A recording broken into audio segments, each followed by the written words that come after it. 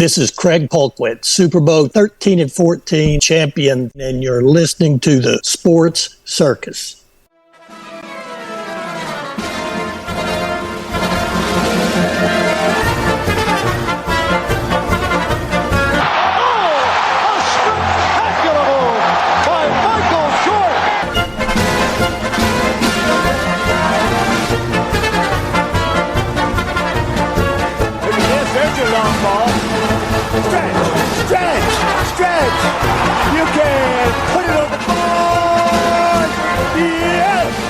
Welcome to the Sports Circus. I'm your Ringmaster Sal, live from Las Vegas in the AMP TV studio, AAMP TV. Today's show is brought to you by UppercutChops.com. Check out their tasty selection of all-natural, dry-aged USDA Prime Angus and Wagyu steaks and chops. Wait till you try their best-in-class New York steaks, the filet mignon, and of course, the king of all, those cowboy cut and tomahawk cut ribeyes. Biggest and best I've ever had. Probably be the best you've ever had. Just like those Prime Angus and Wagyu burgers. Wow! Half-pound monsters. Imagine eating a couple of those and having a giant brick in your belly, but feeling really good. Check them out at UppercutChops.com or call 714-948-0100, 714-948-0100, and find out what's for dinner. All right, a big welcome in to everybody listening in on our CBS, NBC, and Fox Sports affiliates and independents from coast to coast. Everybody on Cox, Comcast, Spectrum, Frontier, Time Warner, and WOW Cable Television, also Hotel TV and over 600,000 rooms from coast to coast. We are here with Black Jack McDowell, and look at this hat. Jack, what is the story with this hat and this cool T-shirt? What's this all about? Well, with all this different stuff going on in the game of baseball right now, you know, I had to put that on the hat. Yeah. Osbid. Old school baseball is better. But then a lot of people were like, old school baseball, what are you, just being racist? And I'm like, oh, wait, they called old school way back when? I said, okay, so no. What I'm talking about is, you know, my growing up and my playing, 70s through 90s. So I made the shirt that had that too, so no one would think I'm just talking about, you know, a racism thing. No, I'm just talking about the game of baseball. I know. What else could it possibly be? Old school equals what it used to be, right? Has nothing to do with race whatsoever. No, the biggest change going on is baseball it's always been a complexity game, a game of complexity, and you have to really be mentally checking out every single pitch on everything that you do on the field. And now they're trying to push everything to just athleticism and not, you know, the real baseball stuff. And I don't understand that, because if you play that real baseball game and be smart and do smart things, you're going to beat the other team. Yeah, I mean, whatever happened to the old students of the game idea? Whatever happened to that? Whatever happened to giving people hot foots on the bench when, I don't know, maybe it's 15-0 or something and nothing's going on, right? And you got a guy out there mopping up, maybe in the 8th inning. How many hot foots have you given, if any? Well, who knows? Right. Well, you know, we think about that, right? Or the bubble gum on the hatchies. Of course, I've fallen victim to that one a few times. But anyway, go back to the students of the game thing and talk about students of the College World Series by chance. Oh, yeah. Well, watching my old school Stanford for the third time there, and they got knocked out, you know, and it's frustrating because I really wanted them to keep going and keep going and keep going. And watching the games, you know, that's really the only games I watched were the regional games that were on TV, the super regionals, and then the 2 games that they lost in the World Series. And I saw so many things that I would like to make adjustments to. Just looking at it going, wait, what are you guys doing? Why are they doing this? But it's pretty much everything going on these levels of baseball. And everything going on, like they're pushing so much on, you know, pitching just about velocity and spin rate. That's all that really matters. And that's not the truth of the game of baseball. You know, I hear so much about spin rate and pitch count, and I don't know. I mean, I think about guys like Danny McClain with all those complete games, right? All the 30 wins in 2 seasons back to back, for example. Look at all those complete games. Think about yourself. How many complete games did you pitch? How many times did you go into the 8th and 9th inning? And now pitchers aren't even really allowed to go into the 6th inning for the most part because they have that quality start stat. What's that all about? Well, they're pushing it, and the metrics stuff that has pushed that is they say that, the third time that a hitter faces a pitcher, they're going to have the best opportunity to get a hit off them. So we're going to take the guys out before that. That's not the truth, though. That's not the reality. Sometimes that's going to happen. Sometimes it's not. This baseball is about the end result and how good guys are pitching. I mean, back in our day, it was, you started pitching and they would say, we have to get after this guy right away because once he gets his mechanics and gets throwing better and better and better as he moves on through the game, he's going to be tougher and tougher to hit. That was what was always said. Well, wait a minute. Does that have nothing to do with nothing? No, it just happens how it happens. Check. Some games you throw good, some games you don't. Think about this. Okay, when you and I were a lot younger, and let's say we were in high school ball, whatever, right? So you had how many pitches, right? And then as you take the next step up, you had how many pitches you were bringing to the table. Today, it seems like a starting pitcher has 3 pitches. Maybe back when we were younger, maybe we had 4. I mean, 4 that we had some reasonably good command on. And now, of course, you've got a closer. In some cases, all they have is 1 pitch. And think about this. What are the odds of dialing in on that 1, possibly 2 pitches? Well, at 2 pitches, we know they're going to throw it at least, I don't know, maybe a 60-40 or a 70-30 or something like that, right? So your chances of guessing right are a lot better, right or wrong? Yeah, it's being smart and trying to be smarter and adjust to, how did he just swing at that fastball away? He just took a curveball. That means he's not looking for a curveball. He's looking for a fastball. So I got a chance to beat him with a curveball or 2 curveballs later. It's stuff like that is smart. Right. That's what goes, and that's disappearing from the game of baseball. Now all they care about is velocity. And the funny thing about velocity, I want to give you people out there listening up, this is reality. This is not opinion. Okay, the velocity they are doing now is a different measurement of how they did it in our time. In our time, it was as it crossed home plate, what was the measuring velocity, and now it's right out of your hand. They measure the velocity. Okay, but either way, let's do some math and metrics right now. Okay, here comes some McDowell metrics. You have a 10-mile-an-hour difference, 100 miles an hour versus 90 miles an hour. How much quicker is the ball getting to home plate? Well, if you do the math metrics on that, 10-mile-an-hour difference on, a 55-foot release to get to home plate, it's 1/3 of a foot difference. 10-mile-an-hour difference is 1/3 of a foot. So the ball gets there this quicker 4 inches. than 100 miles an hour. So is that really important?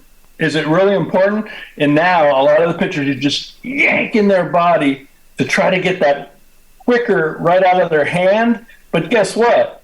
If you go straight ahead and get forward, go back and look at Randy Johnson's change and adjustment where he was way out and forward. Okay, so 10-mile-an-hour difference is 1/3 of a foot difference to get to you. Well, guess what? If you release the ball 2 feet closer, that's getting there quicker. So what's the difference? There really isn't. It's not about, and the other thing is, it's not just about velocity. It's where can you put the pitches? Can you control and command all of your pitches to be able to do it? It's not about velocity. It's about pitching. Folks, by the way, this comes from a Cy Young Award winner, a 3-time All-Star, league leader in wins. Look, this guy knows what he's talking about. If you're going to try to question what he's saying, you better do your homework, because I think Jack knows just a little bit about the pitching business. And you know, Jack, another thing about this, we think about everyone overthrowing here in our last minute of the segment. People overthrowing, coming down in a position where they're not ready to field the ball. And yet, by the way, they can only throw maybe 2 pitches at best, because they've got their get-me-over pitch, right? And then they're going to go ahead and experiment with some of this other stuff. The reality is the hitter knows how to dial in on what's coming, and chances are it could be dead red, because maybe that's the only thing they could get over the plate. Right? And so what are they doing? They're just sitting there saying, all right, come on, bring that cheese, man. I'm going to take it right over the wall. And nowadays with that launch angle thing, which I want to talk about in the next segment, right? So a lot of those balls are leaving the yard on top of it. Well, yeah, but if you know what a launch angle swing is and the guy really has that all the time, that's easy to beat. Right. If you have a man, that is real easy to beat. Yeah, well, and that's a whole nother discussion. In fact, let's leave that for the next segment, because let's face it, that uppercut swing is a whole different animal and everything else. And I see one guy in Major League Baseball that's really doing it, and he kind of reminds me of Tony Gwynn up there, and that's Luis Ariz. When we come back, I want to talk a little bit about Luis and his chances for 400 and that whole launch angle thing, because I think Luis is probably the next guy that could possibly hit 400. This guy's had 3 5-for-5s already this season, and he's going to have more. Don't go anywhere. Last more to come here with Blackjack McDowell. Remember, this hat, this cool shirt, check them out at Stickman111 at yahoo.com. You can Stick Jack. It's Stick Jack. Sorry, Stickjack111 at yahoo.com to get this cool hat and shirt right here, folks. Don't go anywhere. Last more to come here on the Circus.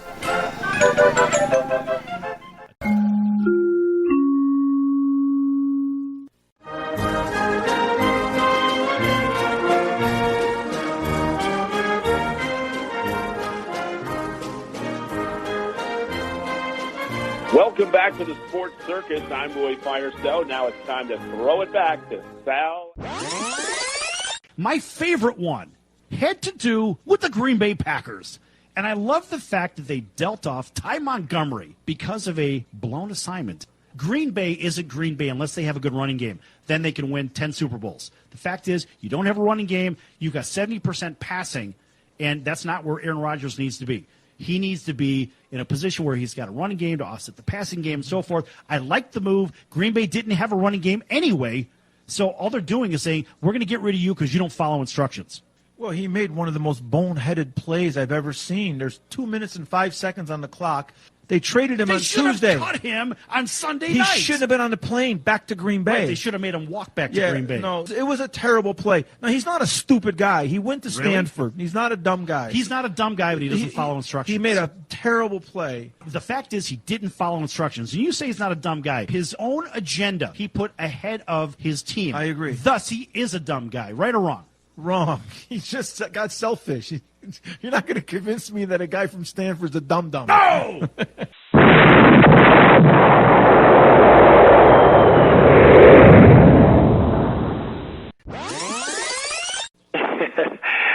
Yeah, this is Sidney Justin from The Miracles. So you heard yesterday's show at Roy Firestone. Didn't you hear a little clip about him going into the office where Smokey was at? That was really good material, wasn't it? Yeah, that was really funny, man. Yeah, and then you heard him. I thought it was hilarious. It was cool, though. It was cool. Really cool story, man. I enjoyed listening to that. Right, and then he gave a couple of bars. Can you give us a couple of more from Ooh Baby Baby? And let's see if you could do it better than Roy Firestone. Come on, man! All right, you know what? Why not? I did you wrong. My heart went out to play, but in the game I lost you. What a price to pay. Hey, I'm crying. Ooh, baby, baby. How's that, man? That's Is that okay? Is that good enough? That's incredible. That's fantastic. You know why? Because that's what you do. You're in the incredible business, Sid. That's awesome. Yes! Only on the Sports Circus. You're going to get sports. You get music? You're listening to the Sports Circus, and I'm Mike Golick.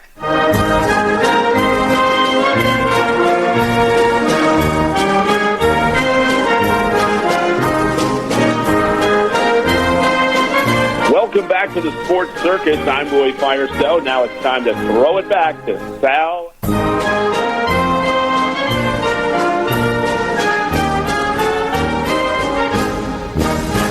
Welcome back to the Sports Circus. I'm your Ringmaster Sal, live from Las Vegas in the AMP TV studio. It stands for All Ages Media Programming Television. Folks, this segment is brought to you in part by this wonderful hat and shirt. And here to tell you all about it is Black Jack McDowell. Jack, what's the story with this hat and this shirt? Tell everybody about it and where they can find them. Well, it's the Osbib. Old school baseball is better. That's just... Old school is just my time. That sounds old school. I'm old enough to say I was old school even 30 years ago, something like that. And so I started making those hats and shirts because I've been coaching so much and then watching so many weird things going on in our game that aren't helping the game get better. So I want to prove to people that, guess what? This, and this are going to be better things. So don't change that. Just play the game of baseball. But the shirt and hats, if you guys want some of those, you can contact me. My email, stickjack, STICKJACK 111. Oh, Papa Dog. Oh, my puppy's yelling. I think I'm almost thinking that the postman's here at the front door. Okay, what was that email again, Jack? It's stickjack111@yahoo.com. All right, and that's by Cy Young Award winner, 3-time All-Star, certainly even better than that. Major League Baseball wins leader, that would be Black Jack McDowell. This guy knows a lot about pitching. In the last segment, as we were closing out, I was talking a little bit about Luis Ariz. And the Miami Marlins have a guy that kind of looks like Tony Gwynn up at the plate. Would you agree or disagree? Oh, yeah. Yeah, he's doing good. This guy, he doesn't have this big uppercut swing. He's got a short stroke. He's a really tough out. And 5 for 5 seemed to be a commonplace. This guy's getting 4 or 5 hits a game. He's hitting 400 as we get later in the season. I think he's got a real shot to be the next guy to hit 400. What do you think? Yeah, that's crazy. I mean, think about it. 99% of Hall of Famers are just like a little bit over 300 batting average. Batting is hard in baseball, and that's the other thing I tell about pitching. Wait a minute. Throw strikes. Don't give free, because even the best hitters in the game of baseball are going to get out 7 out of 10 times. Right. And what I look at is a guy like him. He frustrates pitchers because he doesn't swing hard. The guy just puts the ball in play, and he will hit it into the ground. He hits a lot of line drives. He's a line drive machine. But at the same time, he doesn't hit the ball in the air. Why? Because he doesn't have this big uppercut swing like a lot of these hitters today for some reason. I heard Miguel Cabrera talking about this uppercut swing, and he was selling the audience on this uppercut swing. Yeah, this guy's going to be a Hall of Famer for sure. But the reality is, how many balls can you put in play that have that 15% extra chance of an error, hence the ground ball, Jack, as you were discussing previously? How many guys can actually do that and hit it out of the park with consistency and hit over 300? Well, that is another thing. The metrics stuff has made it a frustrating thing to hit a single or bunt a base hit. We just want home runs. That's all metrics cares about, is I want a home run. How about just scoring runs and playing the game? And guess what? You ain't just going to be able to hit a home run. And why waste outs when, you're trying to do a swing that's not going to put this specific pitch in good area?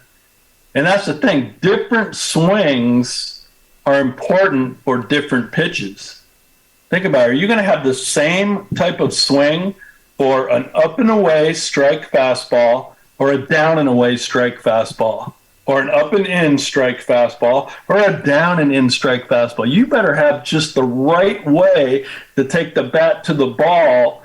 Yeah, sometimes it's going to be an upper swing when the ball's down low and you've got to get down there and lift it up. Yes, but you're going to try an upper swing on a upper thigh to your chest. That's going to be lazy pop-ups, foul balls on pitches that you could crush sometimes to the gap. Jack, let me ask you another question, and this is a basic question on hitting. Okay, so let me grab a bat here. Let me set this Cardinal down here. All right. Kind of a fun bat. This is for all you White Sox fans out there. White Sox Astros World Series bat. Okay. So here we are, and you've got the average Joe holding their bat like this, right? You look at it, your knuckles lined up big and little. Now let's take this from a different angle. Now, in my limited pitching career versus yours, Jack, did you ever look at how the batter was holding that bat and to see if they were rotating their knuckles to big and big? Did you ever look at that? And the reason I ask is because what I've noticed, and of course, which is just mathematics, we think about geometry and physics and everything else, because when we're lined up big and big, what happens, that batter rolls that bat over the strike zone, and that bat goes through the strike zone a lot faster than somebody who's dragging the bat through for power with big and little lined up. Do you ever look for that, Jack? And especially guys that can get around on the ball, you can't bust them in because they could get around. If they're lining this up, you try to bust them inside, they could yank you right down the line and take you out of the park. Is that a fair assessment? Well, yes, but also the fair assessment is the reality. Hey, you want to use metrics that are important. Yes. Does this guy hit inside pitches better, or is he hitting outside pitches better? They have that stuff. That shows you the importance. Oh, okay. Well, then what am I going to do? How am I going to pitch to this guy? Don't throw this pitch unless it's a trick pitch that I want to do. And so that is part of the game. The metrics part that's smart is the reality of the end results, not predetermining what's going to happen. Just giving you, this guy sort of does this and this, and they do that with pitchers. Well, the pitcher's, in a 1-1 count, he's going to probably throw his changeup 80% of the time, so be looking for it. The whole thing is just kind of get a feel for how they're going at you. Same way from a hitter to a pitcher, from a pitcher to a hitter.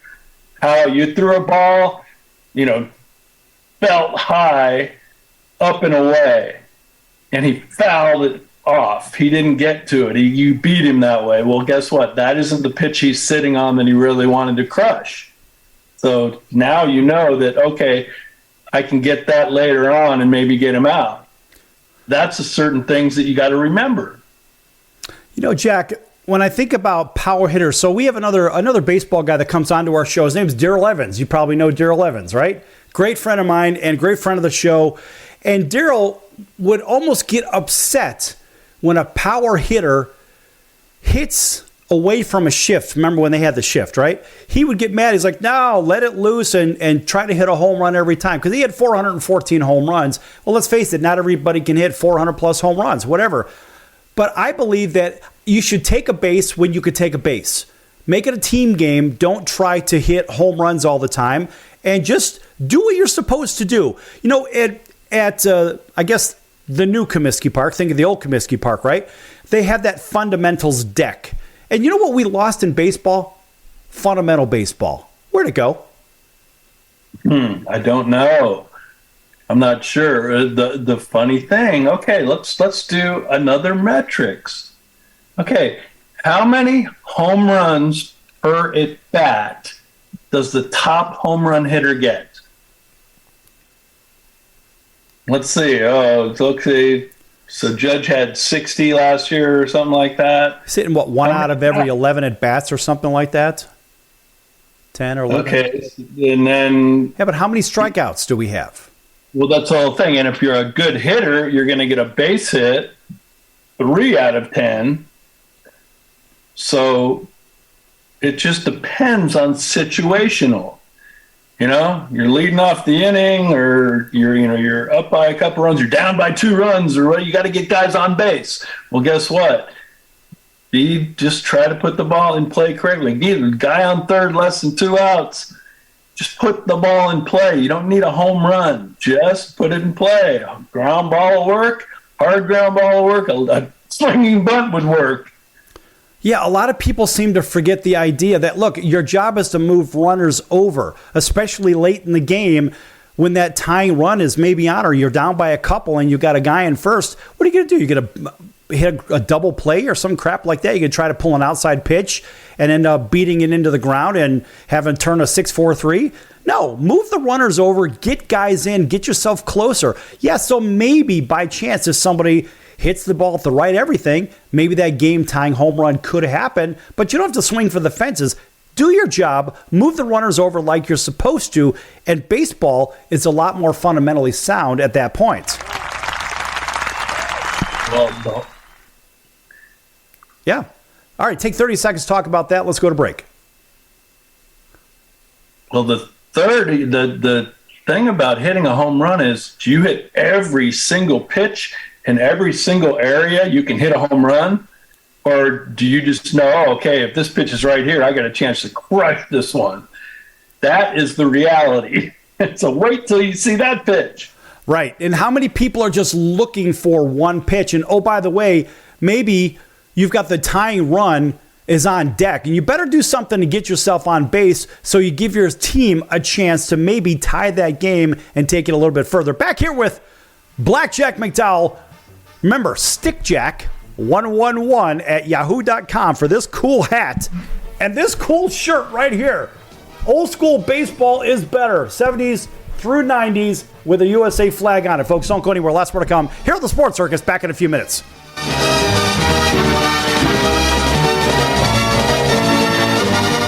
Attention business owners, you and your customers are listening to this commercial right now. Face it, every business needs customers, even yours. The Sports Circus is a primetime nationally syndicated program that's carried on ABC, NBC, CNBC, and Westwood One News affiliates, plus CBS, Fox, and NBC sports affiliates across North America, with coverage from Hawaii to New York.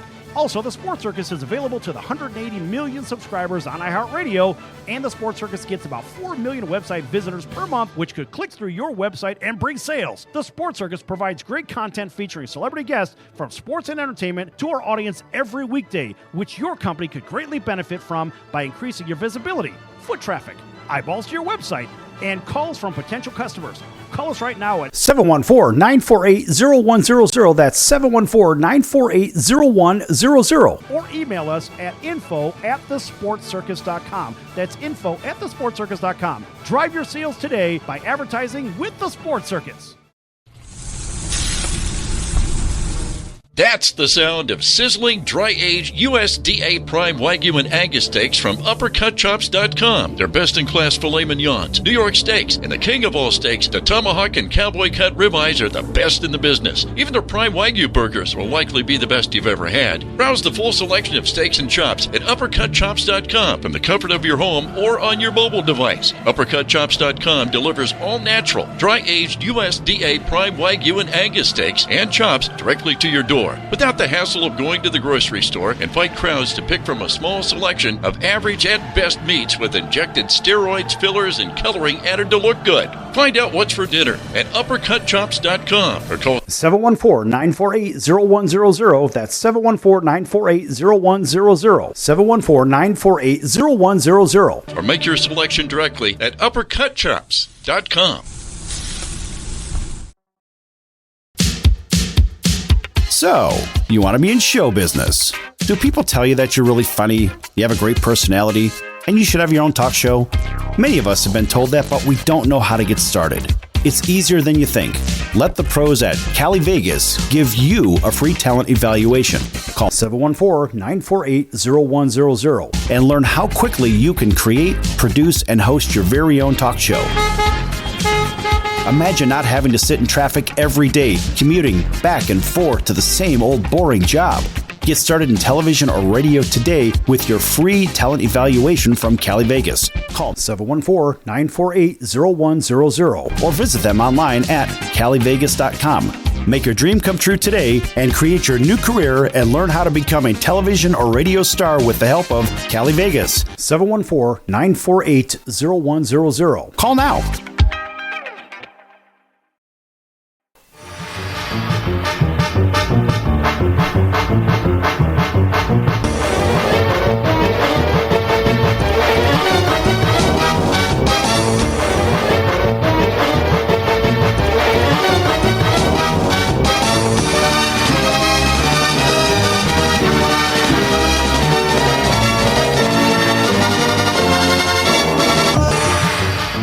Welcome back to the Sports Circus. I'm your Ringmaster Sal, live from Las Vegas in the AMP TV studio, AAMP TV. Folks, make sure to check out thesportscircus.com for our upcoming guests. Our prior guests are recorded shows, which are podcasts, which can be found on your favorite podcast platform. Also on YouTube, on Facebook, on Instagram. They're everywhere. You can't get away from us. Also, remember, you can also watch this show on Cox, Comcast, Spectrum, Frontier, Time Warner, WOW Cable TV affiliates in select markets, and Hotel TV in over 600,000 rooms from coast to coast. And you can learn all about these amazing products, just like this one right here. We've got to give Blackjack McDowell a chance to talk about his old school baseball is better. And Jack, here we are again talking about it. You know why? Because we can. What's this all about? Well, it's all about that there's been so many changes to the approach of the game of baseball. And yeah, I've been coaching it and helping kids and coaching at every level. And guess what? If these things that have been changed are actually really good and help win games and help guys get better and help this and help that, of course, yeah, we're going to go with it. But the things that aren't, we're against. And it's not just we're against the change of the game. Just don't, that's not going to help what goes on. And that's our push of, guess what? We've seen this for however many years of what really works, so this other thing that they say is working isn't really working. Yeah, all these alleged, these analytics, they could chop up and they could spin the story on the analytics all they want. But at the end of the day, if you're playing fundamental baseball, that's really what wins. Historically, that's what wins. It's not because you have this launch angle or you've got this shift, so you got to hit it this particular way. Do the right things. If you're a hitter, do the right things at the plate. You don't have to swing for the fences every time. Put the ball in play and hear from a Cy Young Award-winning pitcher, a 3-time All-Star Jack. Think about this from the other side of the fence, the other side. Now, not you on the hill, but you at the plate. What were the things that made you the most apprehensive? When you saw a particular hitter, what were the things that you were looking for? How am I going to get this guy out? Because he's maybe a 300-plus hitter, a bona fide 300-plus hitter. Well, you have an idea of the pitches that he really does well. If he's a better inside swinger or a better outside swinger, or he can do both. But he'll chase a high pitch, he'll chase a low pitch. You never know. There's different things that different guys can do and can't do. Because hitting in baseball is one of the hardest sports things to do. And so that's what you have to learn about. And the thing about pitching and being able to control yourself and be better isn't just about velocity, because, okay, wow, the guys that throw the hardest in the game, supposedly, right? Can no one hit them? Is no one hitting because it's so hard? And is it much different from a guy that throws 10 miles an hour less? No, it's about command. And it ain't about, this guy's spin rate on his slider. He should throw more sliders because they don't hit his slider very much because of his spin rate. No, because he set them up for that slider, and it kind of looks like a fastball. He threw the fastball here, and then he throws the slider that starts there and cuts in. That's what really works. You know what, Jack? What we're seeing in today's time, as I see it, is we're constantly seeing the matchup of power against power. We don't see the crafty pitchers up there, like the Greg Maddoxes of the world, for example. Greg threw in the upper 80s most of the time, right? And he was, in my opinion, probably one of the best in the last 50 years. The guy just as a Gold Glover, always in position, but the guy knew how to pitch, just like you, Jack. And there's a difference. There's a guy that comes right over the top, and you know his command's going to be there. You know that he's not going to be all over the plate, so to say. You have a lot better command thrown over the top than these guys that are coming 3/4. And talk about the difference between over the top and maybe 3/4 or even sidearm. Well, to me, that all just happens to be, how do you throw the baseball? Did you grow up and, you threw kind of 3/4? That's how you threw from playing the outfielder, shortstop. That's just your throwing position. Well, then now you're a pitcher. That's pretty close to how you want to do it to get there. There's not just a specific way that you have to throw the baseball to be able to pitch well. You just have to know how you can throw, and how, that is the biggest thing to do. Now, down below, a sidearmer, that's the guy that just teaches himself how to go sidearm, from the pitching mound. But saying like 3/4 to over the top, it just depends what your true throwing motion is. That's going to help you, because get on the mound, play catch with the catcher. And then you get your mechanics to where you can pop right where you want to throw it.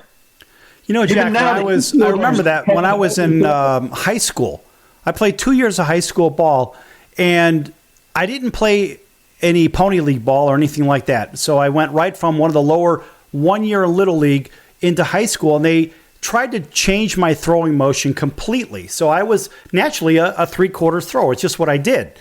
And needless to say, the ball certainly, sometimes it got lost over the plate, I suppose. I mean, a little bit wild in the strike zone. It is what it is. But when I got to high school, they tried to get me to throw right over the top. And I understand mechanically why. I think maybe on the infield, that's a really good idea. Maybe for your third baseman and shortstop, so they're throwing on a line, and maybe that first baseman could scoop it up if it's in the dirt or something.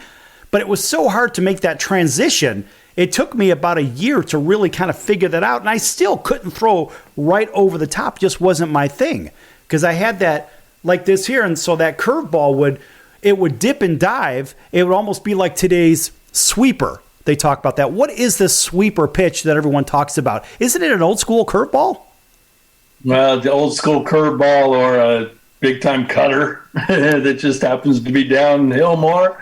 Yeah. Curveballs are just what they are. So, some guys are going to have the 12, think about what they used to say about our curveballs back in the day. A 12-6, a 2-8 curveball, right. One that goes that way. They would just say it as the clock numbers. That would be the different types of curveballs that people had. Right. And Bert Blyleven was the master of that 12-6. From everything I've ever seen, there was nothing better than Bert. I sat next to Bert at a hockey game over in Anaheim. And it happened that I was like, I looked over, my buddy goes, "Hey, Bert's sitting next to you." I'm like, "I know." I said, "I'm going to ask him." He goes, "Yeah, I know." And so right when I turned to Bert, before I even said a word, I said, "Hey, Bert." He goes, "Don't even say it. I will not teach you how to throw that curveball," if you know what I mean. He's like, "I got to kill you if I tell you." It's one of those. But he just had that perfect 12-6. But the reality is, look, either you knew how to throw it and you could pull it down to get that big hook off it, or you couldn't. And that was it. Right or wrong? Yeah.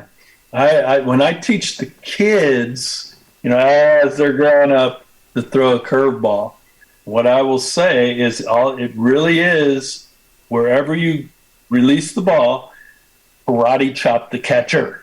Karate chopping, and that's how you will get in the strikes. You go here, even if you're at the 3/4, karate chop the catcher. Straight over the top, karate chop the catcher, and then you're on the side of the ball comes out, and you want it. And the other part, you're like, yes, just do that karate chop. I try to do it on the fastball too. Karate should go right through the catcher. Mm-hmm. Your ball will have some movement, but don't just yank it, because sometimes you'll yank it, you release it here, you'll yank it, you release it here. Guess what? That's striking balls. Right. Let your head and your front side be quiet. And the oomph is not that. The oomph in pitching is your arm. quiet. Oh, throw.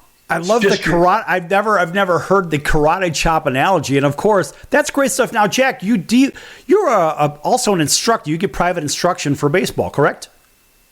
Yeah. Take 1 minute and talk about that real quick for the audience. Oh yeah, we have a batting cage and a mound here at our house, and anyone that wants to come out and hit. I told our 10-year-olds Little League, they just had their postseason party. I told any of the kids, hey, you guys want to come this summer and hit and pitch anytime? Let's do it. Come on out, and we'll also play pepper in the front yard. That's great. So, if for everybody that doesn't know what pepper is, remember there was always those no pepper at the big league parks, right?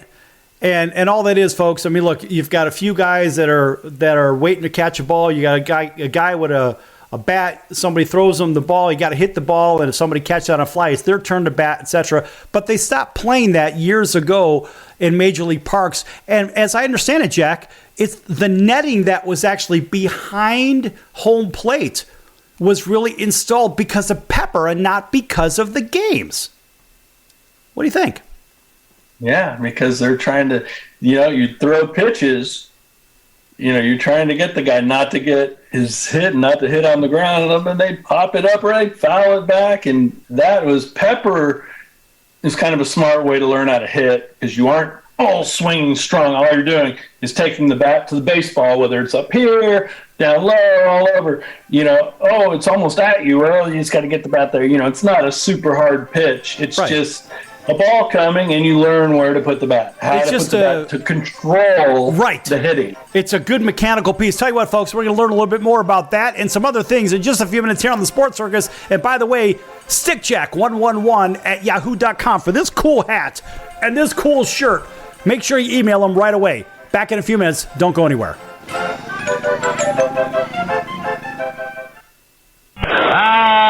Can't beat fun at the old ballpark, friends.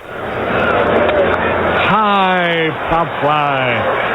That would be a home run in a phone booth. I don't know what the big deal about Cracker Jack is. Did you ever go and buy a pack of Cracker Jack thinking you're going to get a prize and find no prize in the box? Here's the pitch. That might not sound important to some people when you're a little kid, especially from humble origin, and they cheat you out of a prize. There's a bouncing ball. Second baseman has a Barbary over to first. It's hard to think in laudatory terms of the product. I think if there was an occasional box of Cracker Jacks that found no prizes for the little Harry Carey many years ago. You got that right. And boy, when a box of Cracker Jack to me meant a lot of money. Here's a pitch, bounce foul. That's the most asinine marketing I've ever heard of. 1 ball, 1 strike. These guys say, well, you sing about Cracker Jack. I said that I only sing it because it's in the song. Here's a pitch foul back. And I wouldn't be a bit surprised, even to this day, some youngsters who buy a box of Cracker Jack don't find a prize in the box. 1 ball, 2 strikes, 2 out. Well, if you're going to talk about our congressman being crooked, here's a pitch foul out of play. Why not talk about commercial products that don't do what they represent to do? There's a smash to Squires. He's got it. 1, 2, 3, nothing across. We're going to the bottom of the 7th now to score. All tied up. Milwaukee 4, the White Sox 4. Hey! Everybody! All right, Nancy, let me hear you. Take me out to the ball game. Take me out to the crowd. Buy me some peanuts and Cracker Jack. I don't care if I ever get back for its root for the White Sox. If they don't win, it's a shame. Or it's 1, 2, 3 strikes, you're out at the old ball game.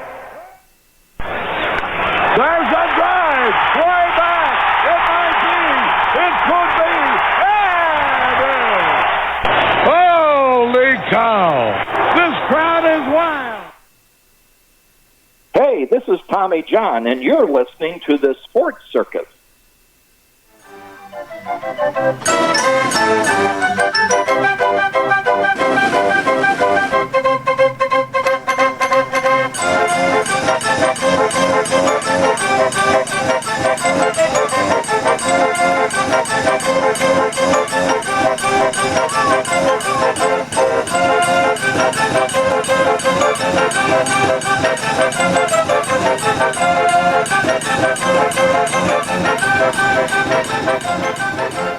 Welcome back to the Sports Circus. I'm your Ringmaster Sal, live from Las Vegas in the AMP TV studio, AAMP TV. Folks, make sure to check out thesportscircus.com for upcoming guests, our prior guests, or recorded shows, which I mentioned before, which are podcasts on all platforms, as well as check out our partners. One of those partners is the College of Southern Nevada Athletics, CSNCoyotes.com for upcoming games and events. That's CSNCoyotes.com for the College of Southern Nevada Athletics. Yes! All right. And for great instruction on baseball, we just happen to be joined by a Cy Young Award winner, a 3-time All-Star, and by the way, also designer of these really cool hats and T-shirts, and that would be Jack McDowell, but you can call him Black Jack, or you can check him out at SickJack111 at yahoo.com to pick up these great hats and these great shirts, and of course, a nice round of applause. Jack's also a baseball instructor, and Jack really knows a lot about the game. A lot of people have asked for him to come back on a regular basis. Guess what? Jack is back here because he has so much knowledge on the game from a pitching standpoint, looking at what the hitters do. And Jack, I want you to talk about infielding position as you go deeper into a count. Do the infielders behind you move around on a pitch-by-pitch basis based on your pitch count? Well, the most important thing of that is the true metrics that can help are, okay, this specific hitter, when he hits a ground ball, it's mostly here or mostly there. They know the end results of what the true results are. So guess what? On a fastball away, that we're going to try to do this, it's going to be over here, it's over here. So, you kind of, it's not always going to work perfect, but at least you have an idea. I'm not a big fan of the ultra shifts because, back in our day, if you did those big shifts, guys would just put a ball and play the opposite direction just for, an easy hit. They'd just play pepper with us. So, Jack, talk more about the shift and how it has some success and how the game was designed to not necessarily have a shift, although they did it back in the old days. Well, shift is about how a guy hits the ball. So if a major league hitter cannot hit the ball opposite field or pull an inside pitch, you pull an inside pitch, hit an outside pitch oppo field, is that what's going on? That everyone's just trying to do one thing, which is overswing and over hit the ball out, so you're going to roll over on a pitch away? Well, Jack, as I see it, a lot of players, when they move around, when they move their, let's put it this way, let's say as they get deeper into a count, right? Back in the old days, we knew they tried to put the ball in play. But in today's time, they still try to hit the ball out of the yard, right? So they're not getting up on the bat anymore. Now they're staying all the way down on the knob. And of course, their strikeout rate's going to be a lot higher because they're still trying to take it out of the yard. But in today's time, I go back to the top of the show when we were talking about Luis Ariz. He stays in his position and he doesn't stay away from or doesn't get away from what gets him success in Major League Baseball. And we're seeing the success rate for hitters as they go deeper into account get a lot less. And nowadays it's getting a lot worse. What do you have to say about that? Well, yeah, I believe it. And here is the other thing, too. You have RBIs, right? Well, overall RBIs, I know the metrics people they don't think that those are really mean anything. It's just because if a high RBI guy just has his other teammates are on base when he gets a hit, and so it's up to them what his RBI rate's going to be. Well, I always put it, why not, just like the strikeout rates, why not an RBI? Okay, what is the percentage when you have a guy in scoring position with less than 2 outs. What is this batter's percentage of knocking in an RBI? Is it less than his batting average? Is it more than his batting average? Is he getting it done, to get an RBI? That tells you who the smartest, better hitters are. Strikeouts as a pitcher are overrated too, because outs are outs. Doesn't matter. Strikeouts are great, but guess what? The strikeouts that matter are in situations where if a batter puts it in play, it's going to be an RBI, and you strike him out. So the strikeouts that should really matter are guy on third, nobody out. Second and third, less than 2 outs. Guy on third, less than 2 outs. So, all the guy has to do is put it into play, and he's going to score a run. But if you strike him out, that's an important strikeout. But nobody on base or a man on first, you strike him out, who cares? Right. Why wouldn't you double play? Why wouldn't who cares? It's just an out. Outs are outs. Right. And Jack, situational strikeouts are just as important as situational baseball when that ball's coming at you. Where's that ball going to if you're the third baseman? Are you throwing it to first? Are you throwing it to second? What are you doing with that ball, right? So you got to know what you're doing with it. But situational pitching is much the same, isn't it? Yeah, and what you talk about is where, as a defender, looking for the ball. It's one thing I like to teach is when you're in batting practice and you're playing defense during batting practice, read the swing, because you can kind of tell as you keep going and keep going and you see hundreds and hundreds and hundreds every day. You can tell, it's an inside pitch and he's turning on it, it's going to be more this way. You can really get knowledge, a predetermined knowledge on where that ball is going to go. You have an idea. Pay attention. And wherever the swing is, move in that direction at every position. If you're in right field and it's an inside pitch and you see him swing, move to that gap. Because guess what? If he happens to get down and inside it and pops it up over that way, that's a direction. So everybody can do that during batting practice. Work to check that out and watch the swing, because you can see. I've been in baseball so long, I got out there in BP and I can tell where the ball's going to go just because it's been in my eye and in my brain for so long. Right. Jack, take 1 minute and talk more about why practice is important and why we don't see teams practicing anymore for the most part. Well, my practice that I love at the younger age, and actually at any age all the way through, is live BP. And not live BP with your own pitchers. Live BP is you're the coach and you just throw a doo-doo fastball down the middle. Go ahead, hit it. So every pitch that you throw is put in play and just go. So everyone has to be ready every pitch. And think about it. You aren't just standing around for 7 pitches for every at bat, every batter. So you can get through an entire game of stuff that happens in about 30 minutes. Jack, I'm going to take you away from baseball for the last couple of minutes of the show, and I want you to talk real quick about your music and your CDs, because I've got a whole bunch of them here from you, and I want you to talk briefly about these. These are pretty exciting, folks. Now, if you haven't listened to some pretty good music, guess what? Jack's got a bunch of really good music right here. And Jack, talk a little bit about your abilities, what these CDs are, and what you like to do in your free time. Oh, yeah, all those CDs, those are from years and years ago, from the 90s. Right? 2000s. And then the newest one, Replant My Lives, I kind of just did this year. Did it all myself at my house on my computer. First time I've done that. And it's just, Stick Figure was our second name. Our very first name as a band was The View. And then we changed it to Stick Figure. Right. That's what they called me in high school. I like that car you're driving. You're a Stick Figure because, go look at my rookie card. Right. 6'5", 178 pounds. And so I was just skinny rat.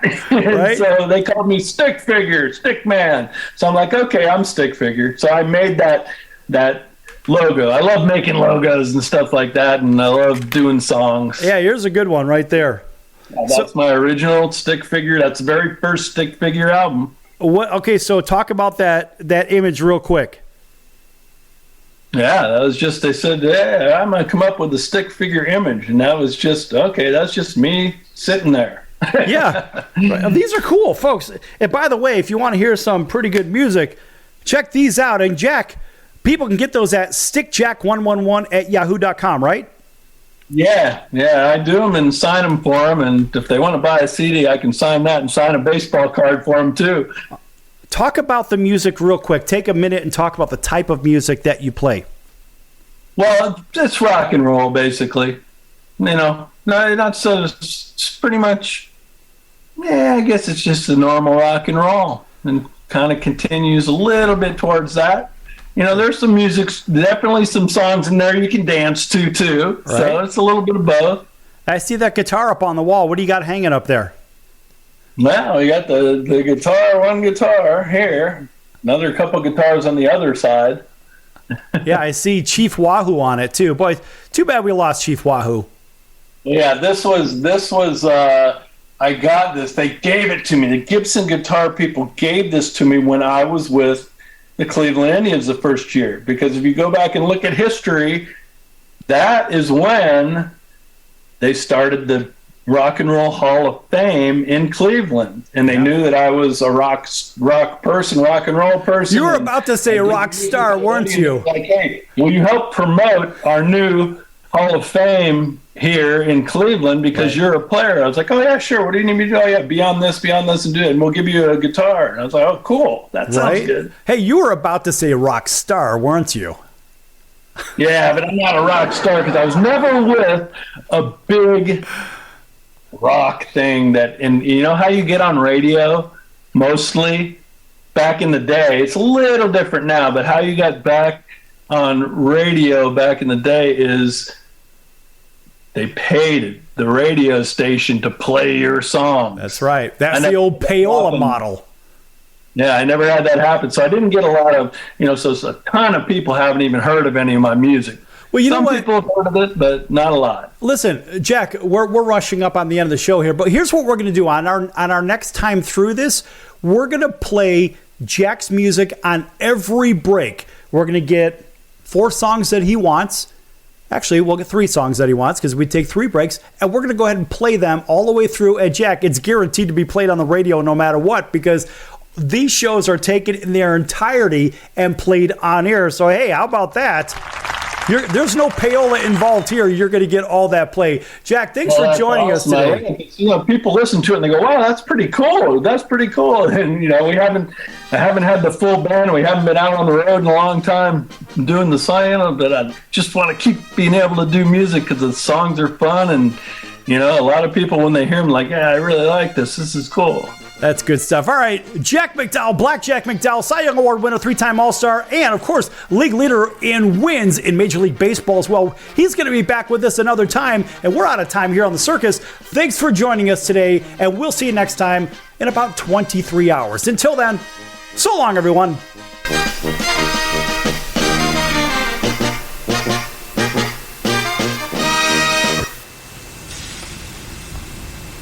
That's the sound of sizzling, dry-aged USDA Prime Wagyu and Angus steaks from UppercutChops.com. Their best-in-class filet mignons, New York steaks, and the king of all steaks, the tomahawk and cowboy cut ribeyes are the best in the business. Even their Prime Wagyu burgers will likely be the best you've ever had. Browse the full selection of steaks and chops at UppercutChops.com from the comfort of your home or on your mobile device. UppercutChops.com delivers all-natural, dry-aged USDA Prime Wagyu and Angus steaks and chops directly to your door, without the hassle of going to the grocery store and fight crowds to pick from a small selection of average at best meats with injected steroids, fillers, and coloring added to look good. Find out what's for dinner at UppercutChops.com or call 702-799-9935. That's 702-799-9935. 702-799-9935. Or make your selection directly at UppercutChops.com.